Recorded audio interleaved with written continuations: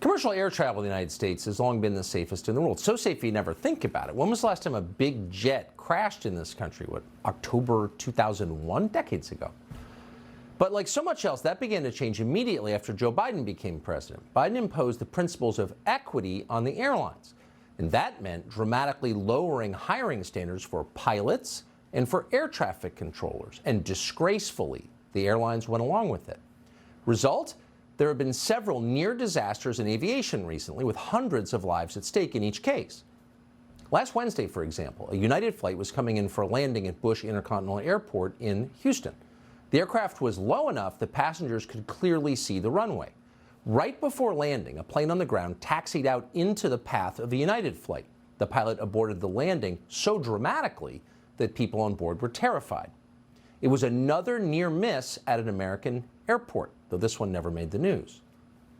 What's happening here? We wanted to know what is going on in commercial aviation. Clearly something is. So we reached out to someone who's flown for the airlines for many years. The following account was written in December by a veteran United Airlines pilot.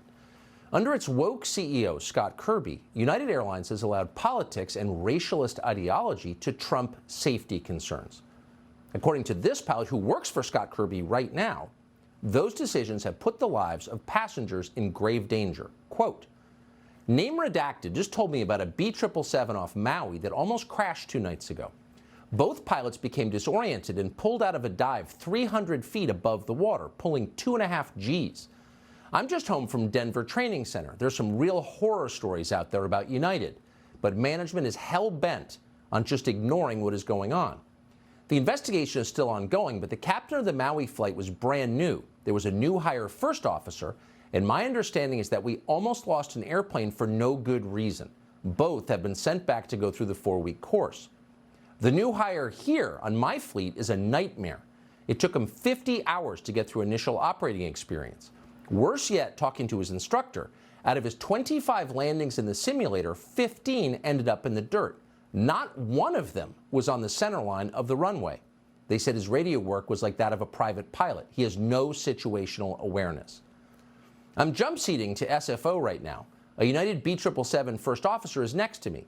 She said the training is totally inadequate for new hires. Her husband helps train them at United's in-house pilot academy, Aviate. He's constantly asking these kids who come in, has anyone told you what this is? Many have no idea what they're getting into. They're hiring people straight out of high school now. Zero aviation knowledge or desire. It's just about the money and adhering to ESG. End quote. And it's not just United. It's everywhere. Southwest Airlines' in-house pilot training program, called Destination 225, has dramatically lowered its standards. Many of its graduates wind up working for a charter company called Swift Air, which is under contract from the Biden administration to fly illegal aliens around the country without the American population knowing about it. But other graduates wind up flying for Southwest Airlines. Last year, a newly hired first officer on a Southwest flight, formerly a flight attendant, hit the runway so hard on landing that a crew member was gravely injured. So this is what it looks like in real terms when you decide that identity is more important than aptitude in something critical like aviation. At some point, many people are going to die because of this. You should know that.